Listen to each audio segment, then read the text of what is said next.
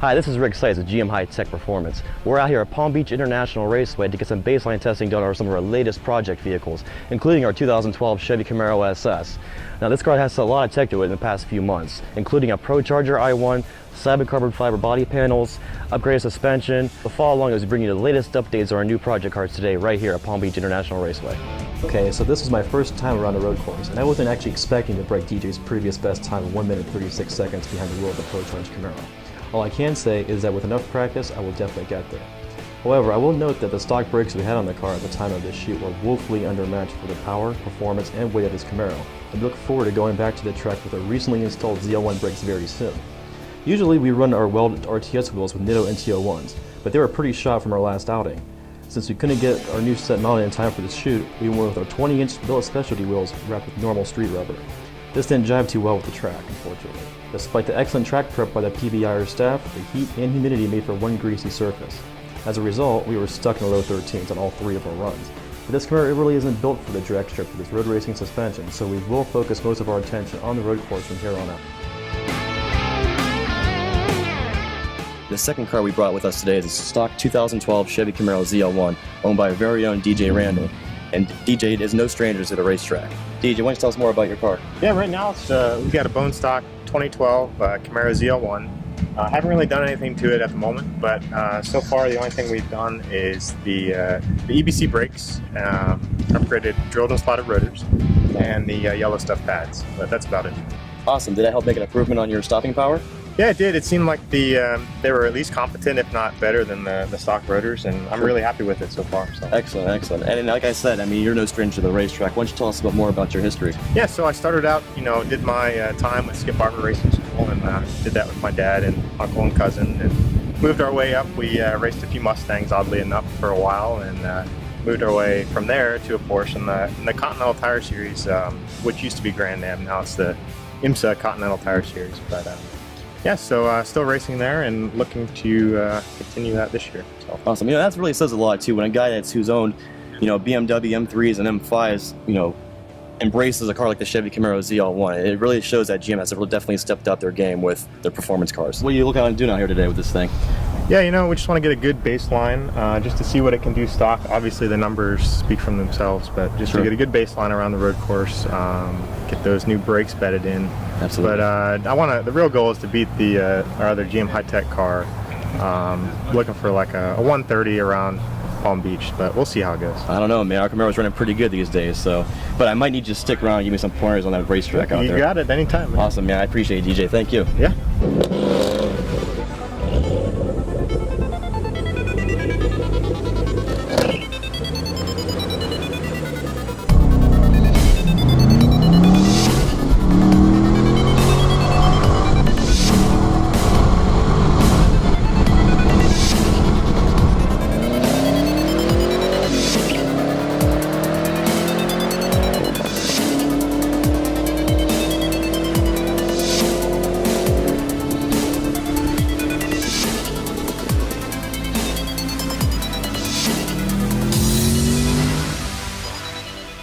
DJ, being the professional driver that he is, nailed his prediction of a 1 minute 30 second lap time around PBIR.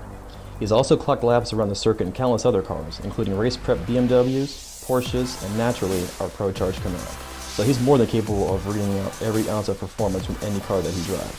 On the drag strip, the high temps kept his ZL1 in the low 13s like our ProCharged SS, although his trapsy was lower as a result of the lower power output.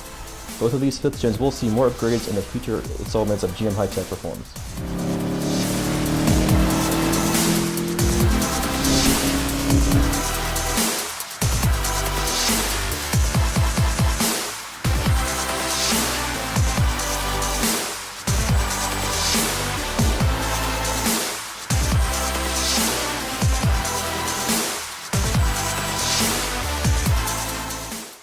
Next up, we have Brian Sexton's 2008 Corvette Z06. The car is pretty much stock, but there's a couple of things that we have done to it already that Brian's going to tell us about.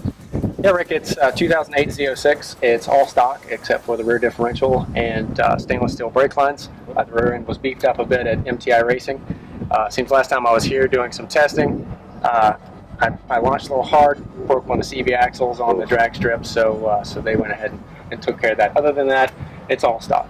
Awesome, awesome. Now, what are your plans for today as far as times, track times? I plan on run around the road course a bit, get some times out there, and then come over here to the drag strip and see if I can beat my 11.6 best, and without hurting the car, of course. Sure, sure. And long term, plan to do top end kit on the engine, heads cam intake, some long tube headers, back that up with a heavy duty clutch, and then some suspension and brake modifications. Awesome, awesome, man. It sounds good. Well, hey, I wish you best of luck out there today. Thank you, sir.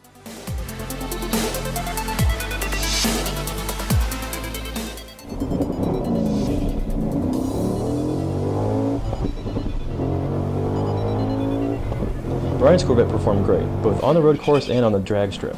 Despite his previous racing experience with sport bikes, Mustangs, and a C4 Corvette, this was his first outing around PBIR with the Z06. His best run around the road course netted him 1 minute 38, while his previous best 13:20 of 11.6 couldn't be bested. The next time you see this car, it will be equipped with a head, cam, and intake package, along with all the bolt-ons you can throw at a C6Z. Now, we've actually brought two Corvettes out here today. Brian Sexton's 2008 Z06 and Greg Lavelle's 2000 Corvette Sport Coupe.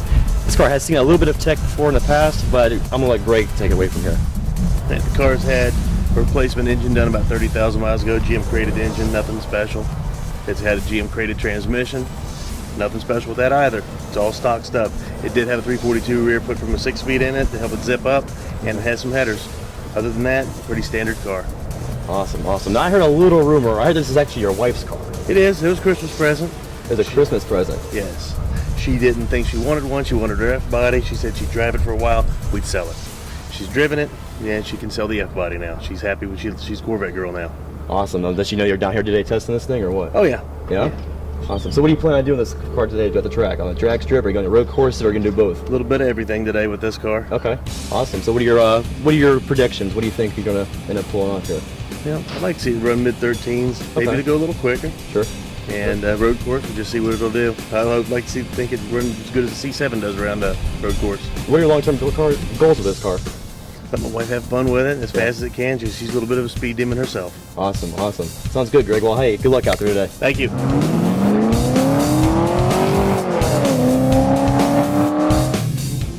Greg's Vette was the most surprising to us all. The replacement engine in question was actually an 04 GTO crate motor that's backed by a stock replacement 4L60E. Greg manually shifted the slush box to a 1278 at 111, which is way quicker than we thought it would run. Unfortunately, the torque converter clutch solenoid overheated and got stuck while Greg was making his first lap around the course, so we don't have any official lap times for that car. This won't keep Greg from coming back though, and you will definitely see this car again in the future. Okay, so we brought out two Corvettes, we brought out two supercharged Camaros, and we've got a pickup truck. Now, I'm going to let Billy take it away from here and tell us a little bit more about this thing.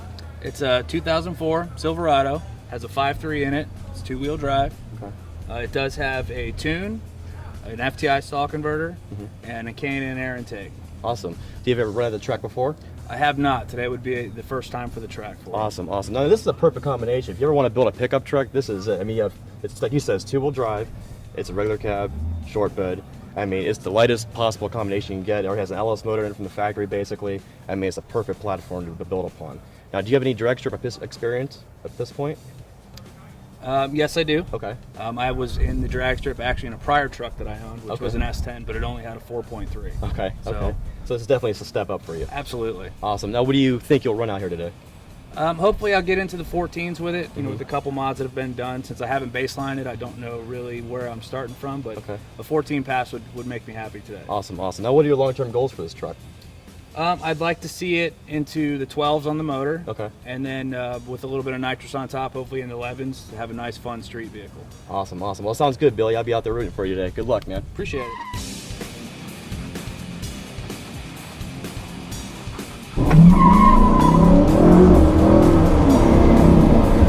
Billy didn't manage to break into the 14s, but a 15.1 at 88 miles per hour is very respectable for a mostly stock 5.3 equipped Silverado.